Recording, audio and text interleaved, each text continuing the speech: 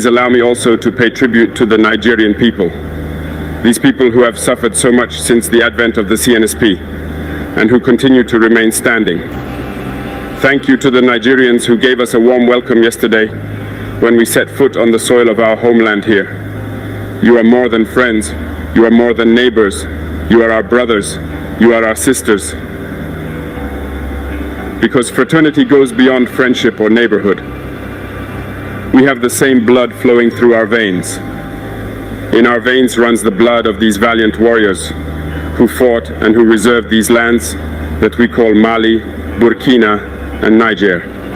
In our veins runs the blood of these valiant warriors who helped the whole world get rid of Nazism and many other scourges.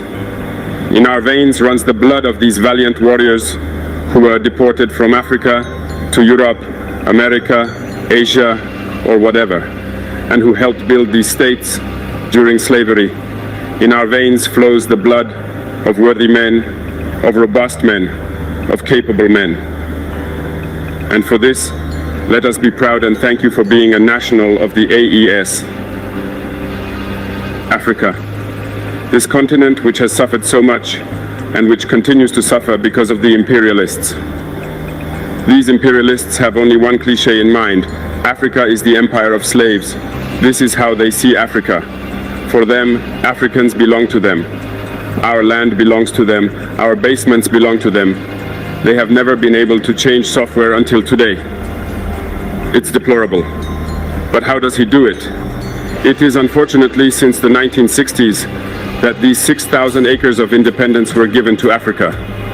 They just placed local valleys at the head, according to them, of their sub-prefecture to be able to continue to supply them. These local valleys that we are going to describe today as living room slaves have no other guide than to seek to live like the master, to satisfy the master, and to do everything that the master dictates. They steal, they plunder our states, take everything to the master, and their wealth is kept with the master. They do everything to live like their master and always satisfy him. When the master commands, they execute. Do you know who these parlor slaves are? We will explain to you what it is. These are individuals who have no dignity, who have no morals, who have no personality. But the slave master always knew how to identify these individuals. They are always ready to betray their brother to satisfy the master. They have betrayed us since independence, and others continue to betray us until today for the benefit of their master. These individuals always continue against all odds to plunder Africa, to help the master to plunder Africa. They like to say it every year. In their economic survey, Burkina is the poorest country, Mali is the poorest country, Niger is the poorest country. We are ranked among the last. All right, if we are as poor as they say, but when the time came to take responsibility, we asked these masters to leave the place. Why don't they want to leave? Because we take the case of Niger. For more than 40 years, certain countries have exploited uranium to produce energy at home. From Ottawa to Paris, the streets are illuminated. It's light. But in Niger, it's darkness. Security that served us. When you go to our states, our soils are drilled all over to search for precious metals such as gold. But often, there is not even the slightest accessible road to reach areas where they exploit some basic social services. I am not a politician and I don't beat around the bush. I am a soldier and I prefer to tell you the truth. Everyone is free to take it or leave it. Everyone drives their car, everyone lives well. We eat in the morning, we eat in the afternoon and evening, and we do whatever we want to do. We are free to speak, to say what we want. This is democracy. This is the law. That's all. That's all we know in Ouagadougou. But go and see them, the children who are skin and bones. Go see those who are starving. Go see those women who can no longer breastfeed because they have nothing left in their breasts. Go see them. Let's not pretend. If our journalists don't have the courage to go out in the field and bring back these images, it's because we want to whitewash Burkina's image. I'm telling you, it's false. It exists. When I tell you about people who eat grass, those who want to contest, I will take them to see it continues. It hasn't even stopped, because we have managed to supply some villages, but others not yet. We are still on the way. No civilian can even support us with trucks, so we can show solidarity with these populations. What kind of integrity is this? What is integrity, Burkina Faso? What is it? This lack of support has deeply unsettled and revolted us. Until we truly address the core issues plaguing this country, we will remain in a state of unrest and discontent. For the moment, we've managed to secure some trucks in the army and have been using our own means to transport supplies. However, this hasn't really added much to the support for the starving populations. And even in doing this, there's been a distinct lack of empathy. The citizens were aware of the situation, but they've remained on the sidelines. This is to say that solidarity has disappeared in Burkina. Have pity for the people, have pity for the youth, have pity for the children. What have these villagers done so that when the sun sets, they find themselves in caves and under trees? They leave village after village, and in the morning they come back to see if everything is okay before returning. They sleep in the bush. They cannot sleep in their homes. We don't tell you these truths. This is the reality of Burkina. We only see our cities. We are responsible for what happens to us, and we will be fully responsible for what will follow, whether it is good or bad. It will depend on our behavior in the future. This continent has suffered so much and continues to suffer because of imperialists. These imperialists have only one cliché in mind. Africa is the empire of slaves. This is how they see Africa. For them, Africans belong to them. Our lands belong to them. Our subsoil belongs to them. They have never been able to change the logic until today. This is deplorable. But how do they proceed? Unfortunately, it is since the 1960s that these 6,000 acres of independence have been given to Africa. They have just placed local valets at the head, according to them, of their sub-prefecture, to be able to continue to feed them. These local valets, which we are going to call today the slaves of Salon, have other goals. They want to live like the master, to satisfy the master, and to do everything that the master dictates to them. They steal, they plunder our states, they bring everything to the master, and their wealth is kept with the master. They do everything to live like the master and always satisfy him. Do you know who these slaves of Salon are? Well, we are going to explain to you what they are. They are individuals who have no dignity, who have no morals, who have no personality.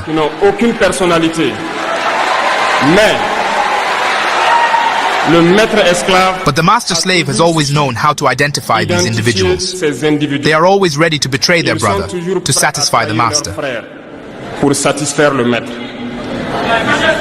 They have betrayed us since independence, and others continue to betray us to the benefit of their master. These individuals continue, against all odds, to help the master plunder Africa.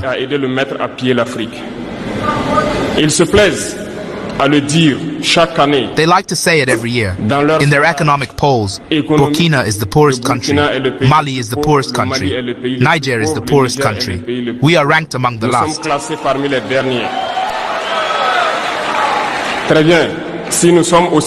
Very well, if we are as poor as they say. But when the time has come to take responsibility, we have asked this master to leave the place. Why don't they want to leave? Lorsque nous prenons le cas du Niger, depuis plus de 40 ans, When we take the case of Niger, for more than 40 years, some countries have been exploiting uranium to produce energy at home. From Ottawa to Paris, the streets are illuminated. It is the light. But in Niger, it is the darkness that has served us.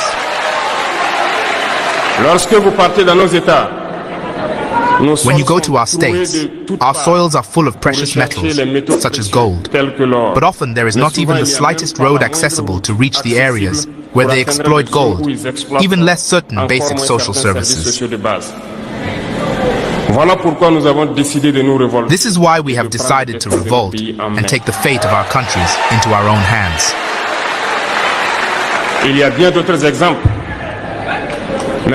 There are many other examples. But when we decided so, we were approached by some saloon slaves to pass on the message of their master.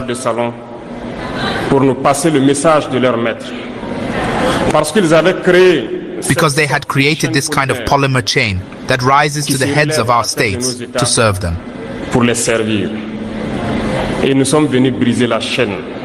And we came to break the chain. And it is inconceivable for them. They approached us and asked us to enter the ranks, to make the elite leave that must lead Africa.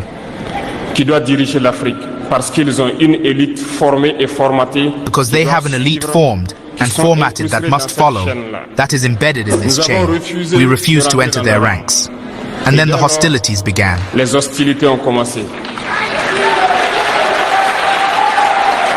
They have sent several mercenaries and trainers to our area. The agents have descended into the Sahel to carry out barbaric, cowardly attacks against our people, hoping to revolt them. In addition to these attacks on the ground, the attacks on communication, manipulation, and disinformation are full in their ranks. But the people of the Sahel have understood, and we will never be able to be manipulated again. They know where they come from, they know what they are doing, and they know where they are going.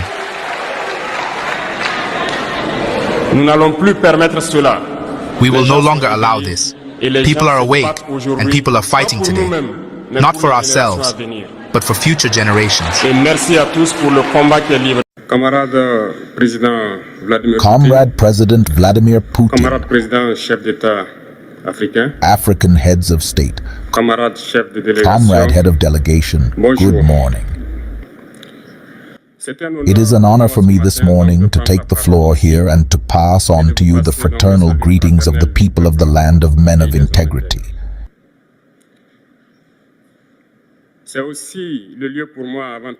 It is from the Almighty that we have been able to gather here this morning in good health to talk about the future and the well-being of our people. I am going to apologize to the elders whom I may offend in my future remarks. Because of Africanity, because of the rights of one of them, I have to apologize. Comrade, I have a few questions from my generation. Not a single question that is being asked. We don't have an answer, and it turns out that here we can wash our linseed because we feel like a family. It feels like a family in the sense that Russia is also a family for Africa. It is a family because we have the same history. Russia made enormous sacrifices to liberate the world from Nazism during the Second World War.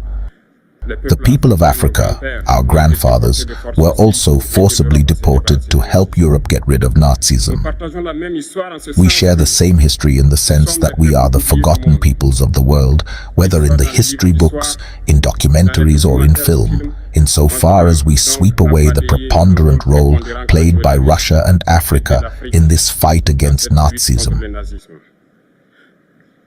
We are here together because we are here to talk about the future of our peoples and what is to come.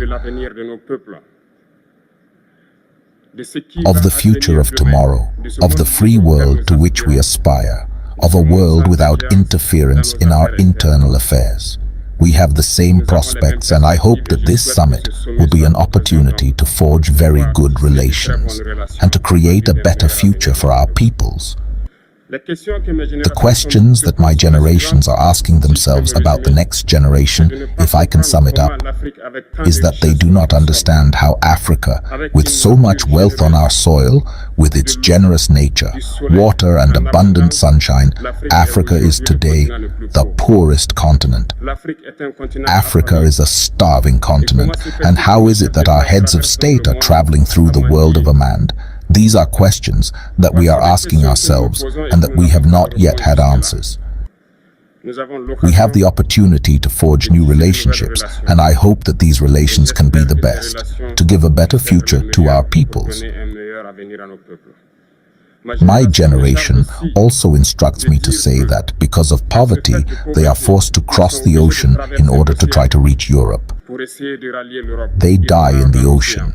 But that soon they will not have crossed it, because they will come in front of our palaces to look for their daily sustenance. As far as Burkina Faso is concerned, for more than 8 years, we have been confronted with the most barbaric and violent form of neo-colonialism and imperialism. Slavery still has so much to impose on us.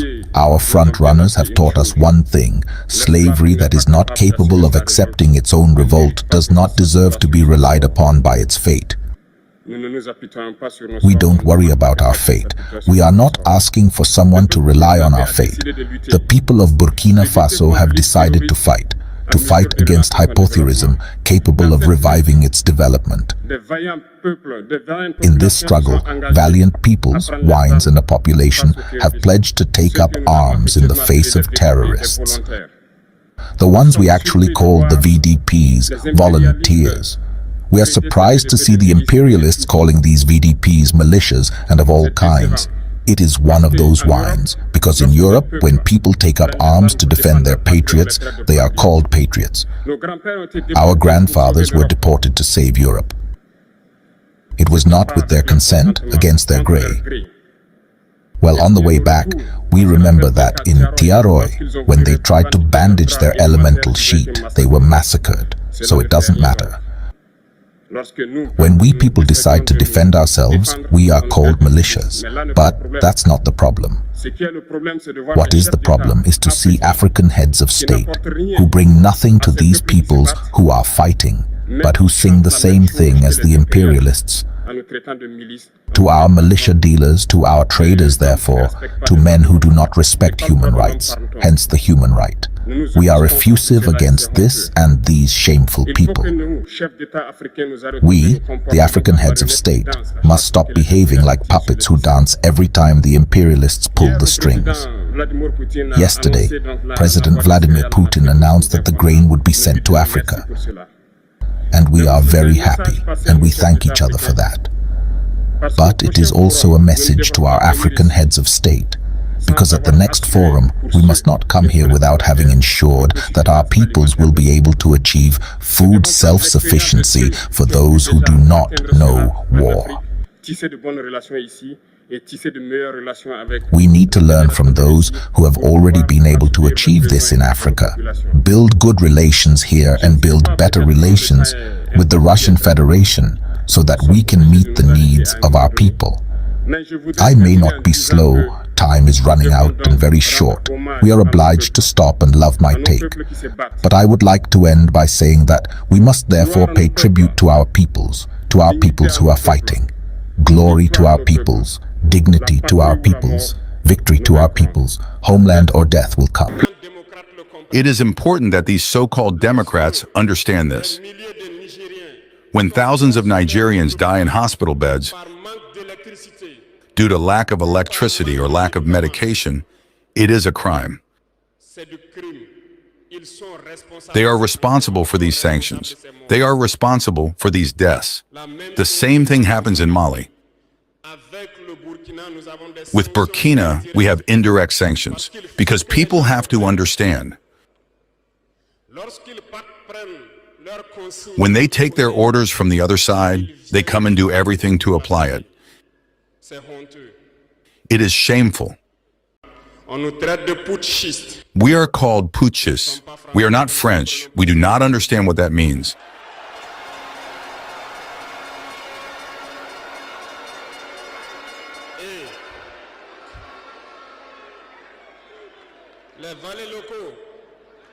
And the local people, who surely do not even understand the profound meaning of the word, also call us putschis.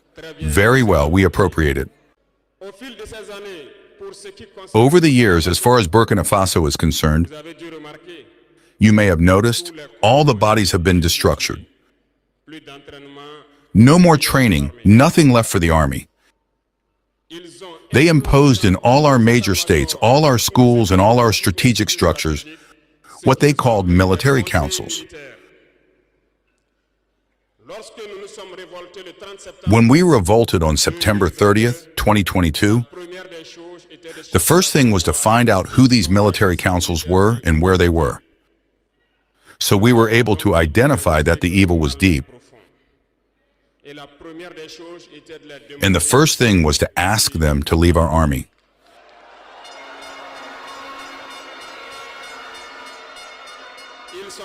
They left.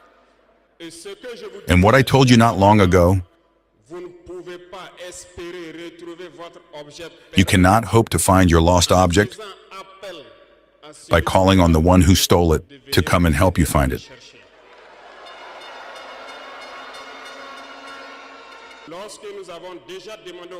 When we asked the military councils to leave, we felt manifestations. We were made to understand that we would not be able to get by without them. And every time they told us, it was translated by attacks on the ground.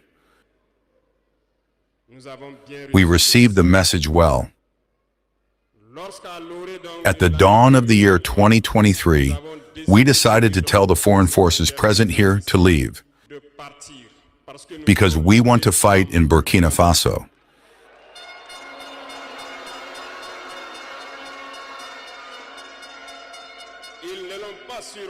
They did not surely appreciate it, but why come and die on our land for us? We prefer to fight ourselves. We ask them to return home. Unfortunately, I tell you here today, as I like to say, colonization has returned. There are slaves of Ceylon who still have not understood.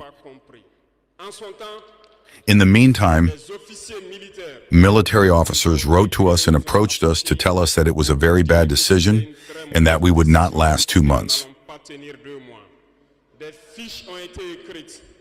Files were written. We were sent these files to make a strategic analysis of their thoughts.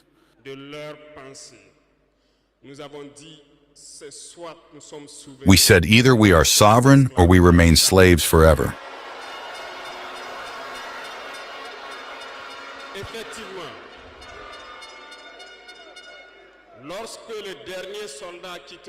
Indeed, when the last soldier left Burkina Faso, we understood what it was about. The attacks followed immediately. Dehao, Timnikov, Partiaga, and so on. But what they had forgotten was that the people of Burkina Faso had understood our message.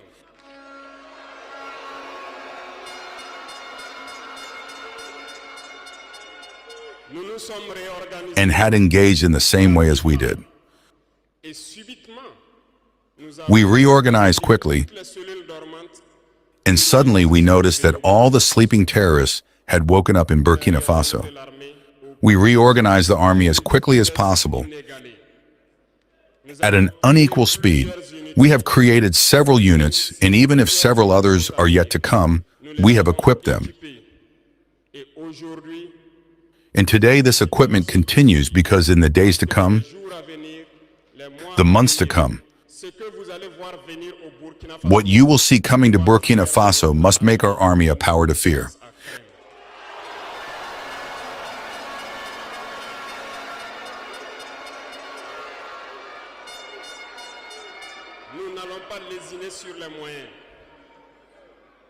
We will not hesitate about the means. We understood that the fight against imperialism will be hard, very hard.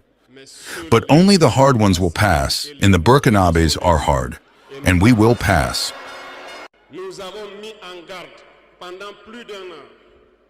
We have put on guard for more than a year the local valets, the slaves of Salon, so that they do not betray their country for the benefit of imperialism.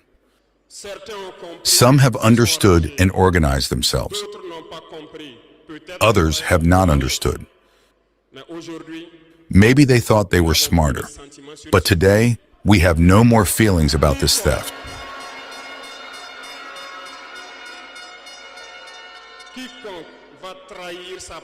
Whoever betrays his country for the benefit of imperialism, he will be treated as such.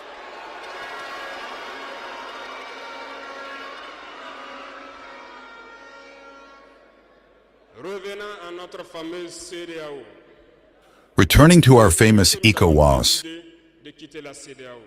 since we decided to leave the ECOWAS, the slaves of Salon have been driven everywhere. They want to scare the people.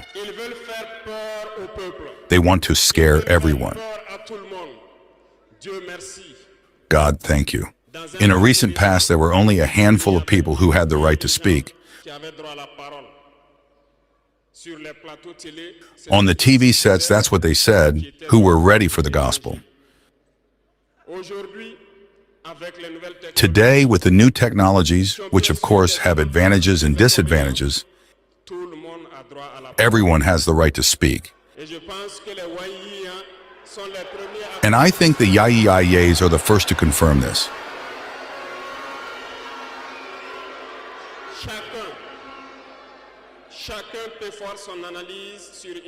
Everyone can make his own analysis of a situation. We can certainly make mistakes, but when we come to understand, we are open to explain the process. Here we will explain to you why we left the ECOWAS and where we are going.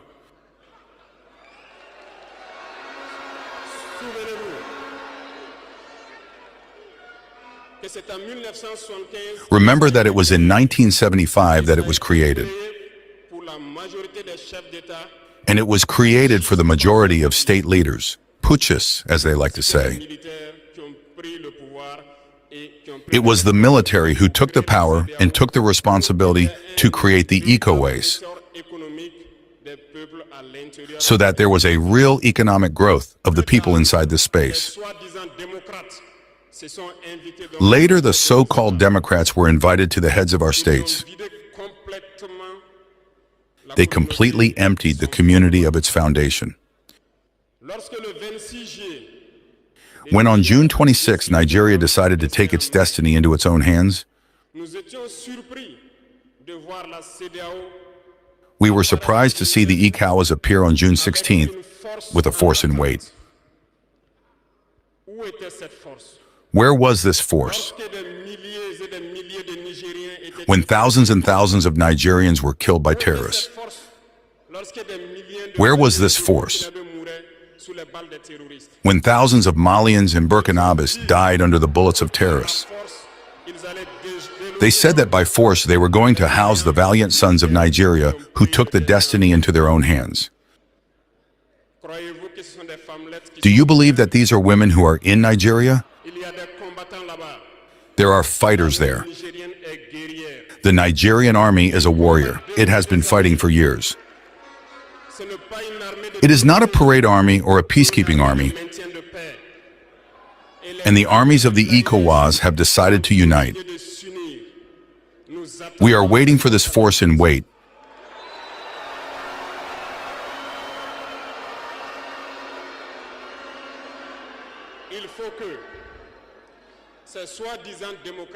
It is important that these so-called Democrats understand this. When thousands of Nigerians die in hospital beds due to lack of electricity or lack of medication, it is a crime. They are responsible for these sanctions. They are responsible for these deaths. The same thing happens in Mali. With Burkina, we have indirect sanctions, because people have to understand. When they take their orders from the other side, they come and do everything to apply it. It is shameful. Some have decided not to provide electricity to our countries. It is not free. We pay, and it contributes to their economy.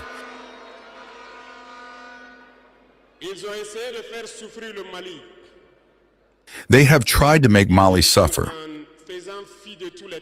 And of course, by ignoring all the texts and not providing electricity to Mali, hoping that the population would revolt. It does not work. When it lasted, some were forced to make their own people pay by increasing the cost of electricity. It will increase again.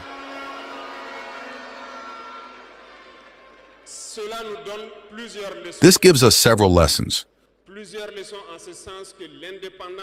Several lessons in the sense that the independence we take, the sovereignty we take, we must do everything for it to be.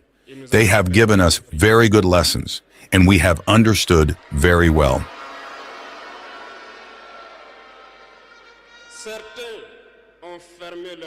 Some have closed their ports, which goes against all international texts, because we cannot close our ports in a landless country. They did it. They violated the text. The international community did not say a word.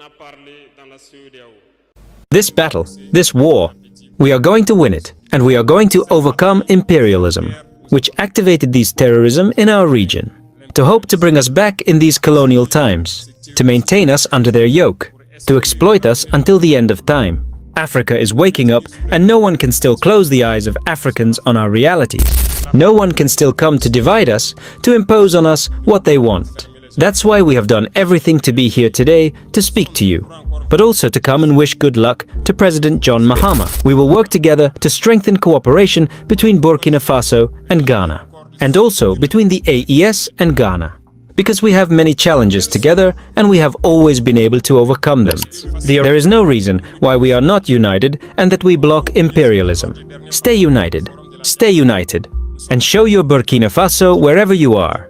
Thank you very much. I am honored to address you, Your Excellency, Mr. President, on this special day, on behalf of the entire Burkina Faso community in Ghana. Your Excellency, Mr. President, the Burkina Faso community in Ghana speaks to you from the bottom of its heart to say to you, Newango Aidanse Fofo Akwaba Accra.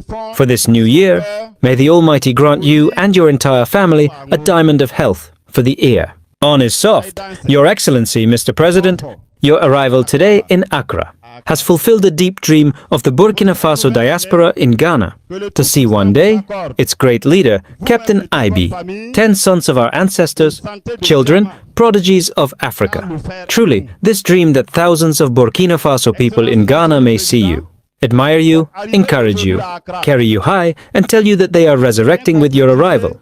This dream that was still yesterday unexpected is a reality today.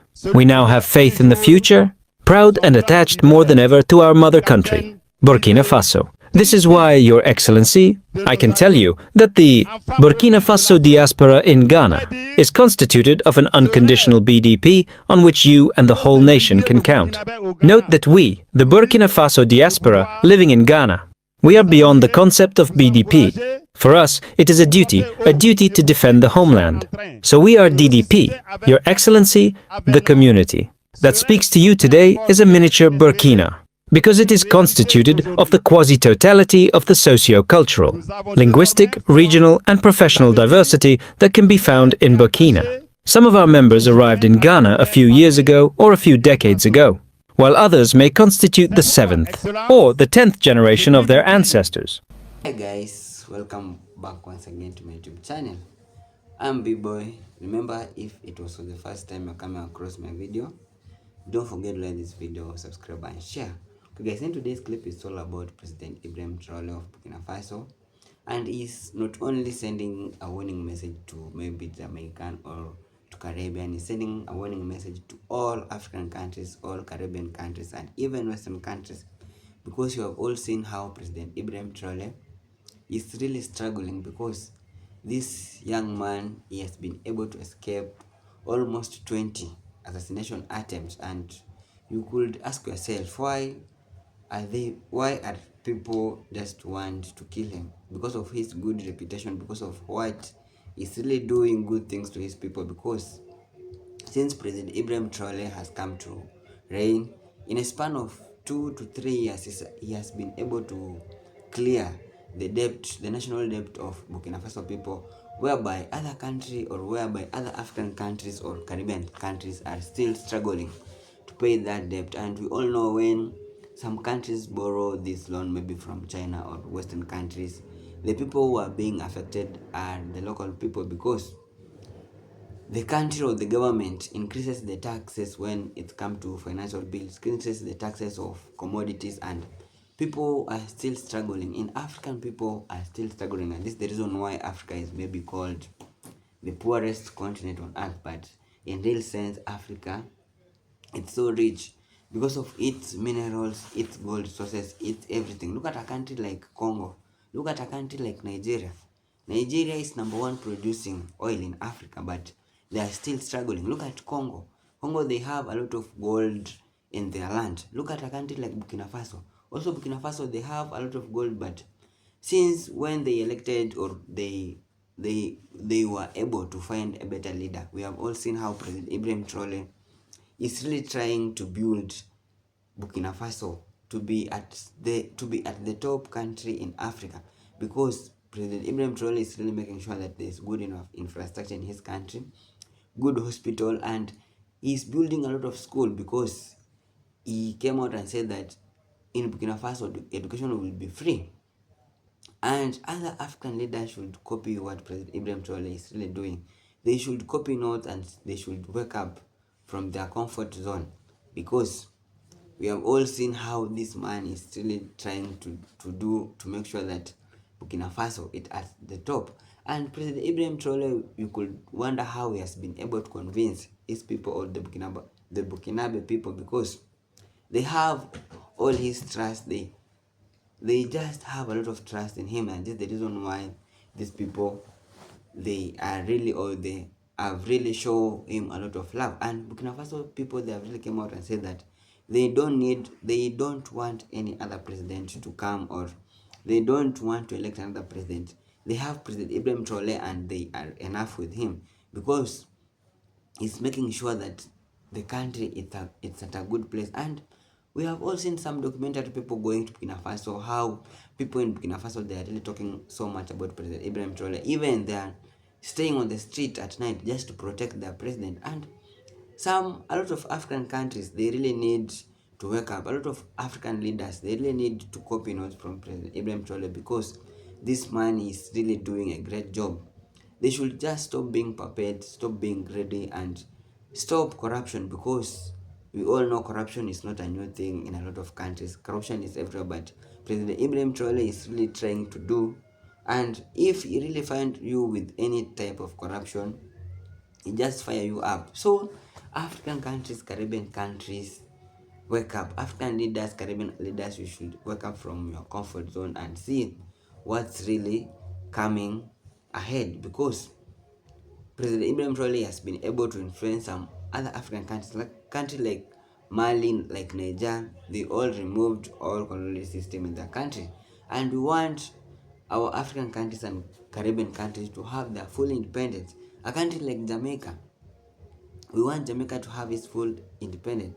Barbados, we want, especially Jamaica. We have all seen how a lot of people, they have really come out and really crying, maybe due to maybe high cost of living. But we want, if these people teach their PM to do well, but not maybe to do some certain of things, to do what's really right, their country will be better. A lot of people really love Jamaica. A lot of people really love a lot of Caribbean countries, especially Jamaica. Africa, it has a lot of love to Jamaican people, because of how Jamaica appreciate, how they really show a lot of love to African people. This is the reason why we want these countries to have the same level like other countries. African leaders should wake up, Caribbean leaders should wake up, and to do what is right. So guys, if it was for the first time you're coming across my video, don't forget to like this video, subscribe and share. Thank you so much for your time. One love.